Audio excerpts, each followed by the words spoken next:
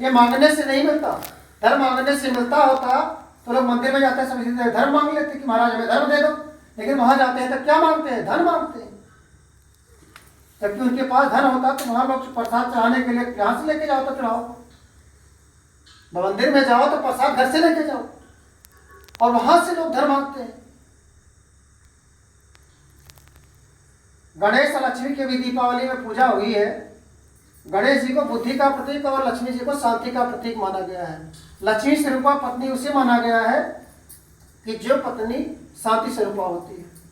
दुर्गा स्वरूपा पत्नी उसे माना जाता है जो झगड़ालू होती है। तो अगर झगड़ालू पत्नी हो गई तो सब लोग कहते हैं दुर्गा का अवतार आई है। अगर शांति स्वरूपा पत्नी घर में है तो उसको लोग लक्ष्मी स्वरूपा मानते हैं। एक बार कबीरदास जी के पास एक भक्त आया, बोला कि महाराज हमें संत लाइन में जीवन यापन करना है, हम भक्ति करना चाहते हैं। कबीरदास जी ने कहा कि भक्ति हमारे पास दो प्रकार की है, तो कौन सी भक्ति करना चाहते हो? तो बोले महाराज दोनों भक्ति बताइए। बोले एक हमारे पास गृहस्थ वाली भक्ति है, एक संन्यास वाली भक्ति है। तो बोले महाराज दोनों बताइए, हमारे समझ में आएगा तो उसमें से जो अच्छा लगेगा हम ग्रहण कर लेंगे। तो बोले चलो संन्यास वाली पहले दिखा देते हैं। संन्यास वाली भक्ति में गए। एक 80 साल का बुजुर्ग एक पहाड़ी पर रहता था। कबीरदास जी ने आवाज दी संत को। संत जी बिना कुछ बोले, बुजुर्ग थे, 80 साल उम्र थी उनकी, लेकिन तब भी पहाड़ी से उतरकर नीचे आए और कबीरदास जी ने कुछ कहा भी नहीं। 5 मिनट रुके, 5 मिनट बाद 80 साल की उम्र उनकी भी चढ़ गए, और जैसे ही ऊपर चढ़े कबीरदास जी फिर आवाज लगाए, बोले महाराज जी नीचे आइए कुछ काम है। ऐसा 3 बार कबीरदास जी ने किया। अब कबीरदास जी आवाज दे रहे हैं और वो संत कुछ बोल नहीं रहा है, वो बार बार उतर के नीचे आ रहा है। अब ये देख करके जो संत बनने गया था वो कबीर साहब के ऊपर नाराज हो गया। बोला 80 साल को बुजुर्ग को उतार रहे हो, आप क्यों नहीं जा रहे हैं? कबीर साहब भी मुस्कुराए और कुछ नहीं बोले, सीधे घर आ गए।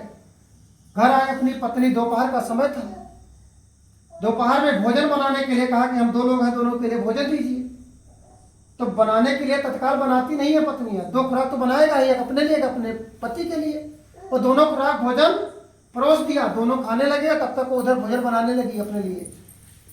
और जब भोजन परोसा लगे, जब भोजन परोसा उसी समय कबीर साहब बोलते हैं कि दीपक जला के ले आओ। पत्नी ने बिना सवाल किए, बिना जवाब किए वो दीपक जला के सामने रख दिया। उसने तर्क नहीं किया कि दोपहर का समय है, दोपहर में कौन दीपक जलवाता है, क्यों दीपक जलाना है? आपको भोजन करना है, भोजन से मतलब है, भोजन तो दे दिया। लेकिन जब कबीर ने कहा कि दीपक जलाना हो तो बिना सवाल के दीपक जला लेके आ गए। भोजन करके जब बाहर बैठे तो कबीर साहब ने कहा कि 2 पहले आपको दिखा दिया, दोनों समझ में आया? तो बोले महाराज समझ में तो नहीं आया।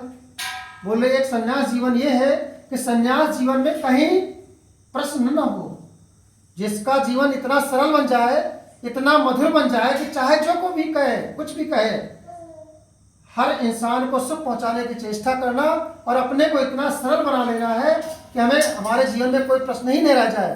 तो संत जीवन अच्छा है। और गृहस्थ जीवन वो अच्छा है कि जिसके घर में कोई प्रश्न ही नहीं रह जाए, कोई घर में प्रश्न न रहे, प्रश्न करने वाला न रहे, जो शब्द कहा जाए वो पालन हो जाए, तो गृहस्थ जीवन भी अच्छा है। गृहस्थ जीवन में झगड़ा कब होता है? जब प्रश्न चिन्ह खड़े होते हैं कि एक कहे दोसर और दूसरा प्रश्न कह दिए, वहीं पर हर प्रश्न में ही झगड़ा होता है। और जहाँ प्रश्न न हो वहाँ कोई झगड़ा नहीं है। वो दाम्पत्य जीवन अच्छा है कि जहाँ पर प्रश्न होते ही नहीं है। लेकिन यहाँ खाद बिया बो जाते हैं, खेत काटे जाते हैं, घर के परिवार तक दवाई कराए जाते हैं, तो कहे वह डॉक्टर देखा, पहले झगड़ा कर ले तो दवाई कराओ। ये बात होता है कि नहीं होता? हर घर में जहाँ प्रश्न है, कबीर साहब कहते हैं कि जहाँ प्रश्न नहीं है वही दाम्पत्य जीवन अच्छा है। और हर इंसान जो पुरुष होता है या पत्नी होती है, दोनों में जो समझदार हो, एक दूसरे की बातों का समर्थन करें तो अच्छा है। अगर पत्नी ने एक बार लोई ने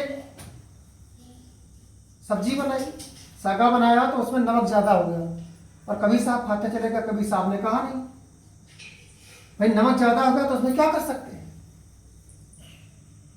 कबीर साहब खा गए, लेकिन जब उसकी पत्नी खाई तो बोले कितने दयालु है, मतलब दूसरा पति होता तो बहुत लोग झगड़ा कर लेते हैं कि कब पूरा थैलिए डाल दियो, कब पर तो और ले आई नहीं।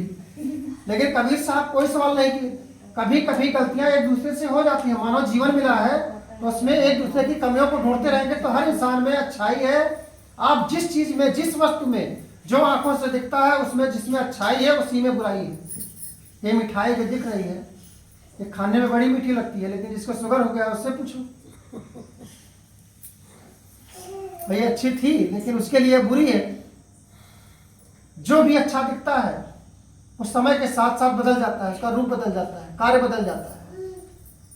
जो इंसान अच्छा लगता है, सब सेवा करना चाहते हैं, जवानी पर सब सेवा करना चाहते हैं, सब काम करके लाते हैं, और जब वही शरीर बूढ़ा हो जाता है तो कोई चाहता है? वही बेटे, वही परिवार वाले जो माँ करते चिपकते थे, लिपटते थे, बुढ़ापे पर वही ठोकर मार देते हैं। बहुत से बड़े लोग तो ले जाते हैं वृद्धाश्रम में, छुड़ाते हैं, देखने भी जरूरत न पड़े। समय जमाना बदल गया है। अब जितने बड़े लोगों में जाइए उतने ज़्यादा बड़े लोगों में हर चीज़ उनको मिल जाएगा, लेकिन खाने की व्यवस्था नहीं है, क्योंकि खाने ठिकाना उनको ही नहीं है।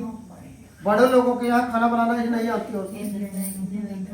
अगर कोई मेहमान पहुंच जाए बड़े लोगों के यहाँ तो पैसा उनको दे देंगे कि जाओ होटल पे खाओ। घर में बनाने की व्यवस्था नहीं है, क्योंकि वहाँ गिन के रोटी बनती है।